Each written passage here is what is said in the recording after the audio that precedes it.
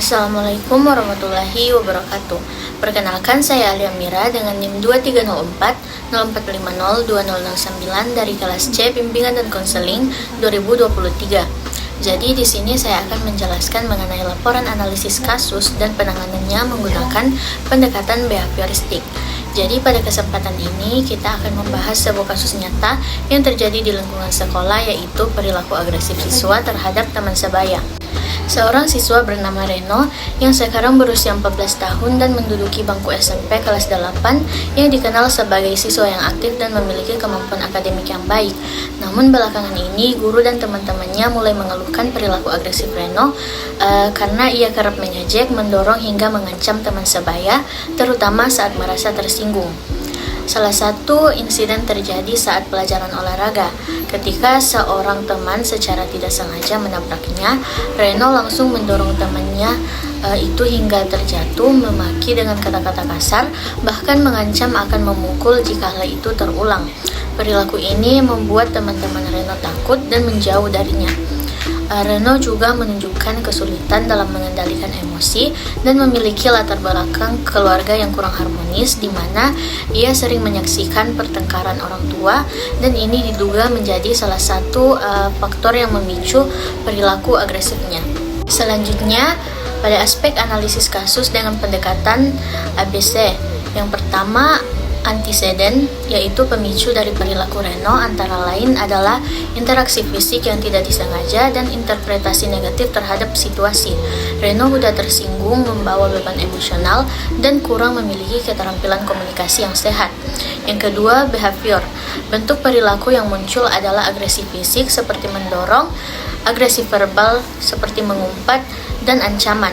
Yang ketiga, konsekuen. Akibat dari perilaku Reno, teman-temannya menjauh dan ia mendapat teguran dari guru. Namun bisa jadi Reno justru merasa mendapat perhatian atau bahkan kemenangan dari reaksi tersebut, sehingga perilaku agresifnya tidak berkurang. Selanjutnya, pemilihan teknik yang tepat untuk kasus seperti Reno, yaitu menggunakan teknik latihan asertif atau assertive training.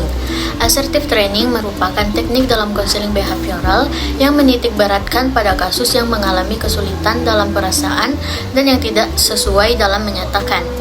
Teori assertive training didasarkan pada suatu asumsi bahwa banyak manusia menderita karena perasaan cemas, depresi, dan reaksi-reaksi ketidakbahagiaan yang lain karena tidak mampu untuk mempertahankan, membela hak atau kepentingan pribadinya. Dalam konteks pendidikan, Skinner menyarankan penggunaan penguatan positif untuk memperkuat perilaku yang diinginkan dan menghindari penguatan negatif yang berlebihan. Misalnya memberikan pujian atau penghargaan kepada siswa yang menunjukkan perilaku positif dapat meningkatkan motivasi dan memperkuat perilaku tersebut. Berdasarkan hasil analisis kasus, perilaku agresif yang ditunjukkan oleh Reno tidak semata-mata muncul karena keinginan untuk menyakiti orang lain, melainkan karena ketidakmampuan dalam mengekspresikan emosi secara sehat. Ketika dihadapkan pada situasi yang membuatnya tersinggung atau tertekan, ia cenderung memilih respon agresif karena tidak tahu cara lain yang lebih tepat. Dalam konteks ini, Reno membutuhkan keterampilan sosial dasar yang belum ia miliki, terutama dalam hal komunikasi interpersonal yang sehat.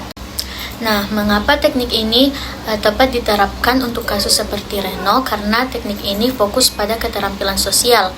Teknik ini membantu Reno belajar bagaimana menyampaikan perasaan marah atau tidak nyaman secara langsung tanpa harus menggunakan kekerasan fisik atau verbal. Yang kedua, dapat dipelajari dan dilatih. Latihan asertif memberikan ruang bagi siswa untuk mempraktikkan perilaku baru dalam lingkungan yang aman, misalnya melalui role play, sehingga ia bisa membiasakan diri dengan cara komunikasi yang lebih sehat. Yang ketiga, mencegah pengulangan perilaku negatif. Dengan memperkenalkan alternatif perilaku, teknik ini membantu memutus siklus perilaku agresif yang sebelumnya diperkuat oleh respon lingkungan, misalnya mendapat perhatian setelah bersikap agresif. Dan yang keempat, berbasis penguatan positif. Teknik ini mengandalkan penguatan positif terhadap perilaku yang diharapkan, sehingga Reno akan lebih termotivasi untuk terus menampilkan perilaku asertif. Selanjutnya, langkah penerapan assertive training untuk kasus perilaku agresif Reno. Yang pertama, identifikasi situasi pemicu. Konselor dan siswa bersama-sama mengidentifikasi situasi yang sering memicu munculnya perilaku agresif. Dalam kasus Reno, misalnya saat merasa disalahpahami atau ketika ada interaksi fisik dari teman yang tidak disengaja. Yang kedua, edukasi dan pemahaman emosi. Reno diajak memahami bahwa marah adalah emosi yang wajar, tetapi cara mengekspresikannya harus dilakukan secara tepat agar tidak menyakiti orang lain. Yang ketiga, latihan dan role play. Reno dilatih untuk mempraktikkan perilaku asertif dalam berbagai situasi sosial yang relevan. Konselor memberikan skenario, lalu Reno bisa berlatih menyampaikan perasaan atau permintaan secara tegas namun sopan. Yang keempat, penguatan positif. Setiap kali Reno menunjukkan perilaku asertif, baik dalam sesi maupun di lingkungan nyata, konselor memberikan penguatan positif berupa pujian, pengakuan, atau reward simbolik. Ini bertujuan memperkuat perilaku baru yang diinginkan.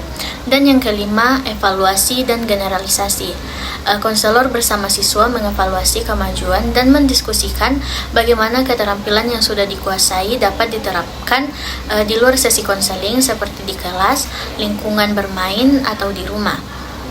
Nah, itulah tadi penjelasan mengenai laporan hasil analisis kasus dan penanganannya menggunakan pendekatan behavioristik.